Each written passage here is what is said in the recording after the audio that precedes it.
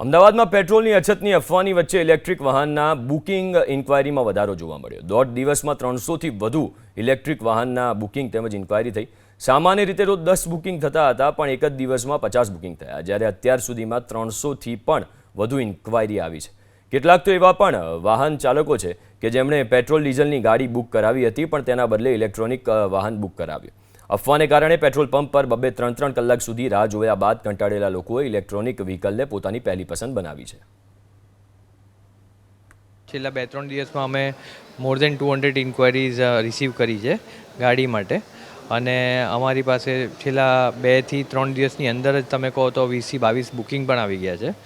Generally અમારી પાસે આખા મહિનામાં 200થી 300 ઇન્ક્વાયરી આવે છે।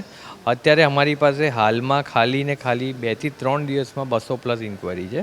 આખા મહિનામાં મને લાગે છે કે અમારી પાસે 600થી 700 જેવી ઇન્ક્વાયરી ગેધર થઈ જશે આ મહિનામાં।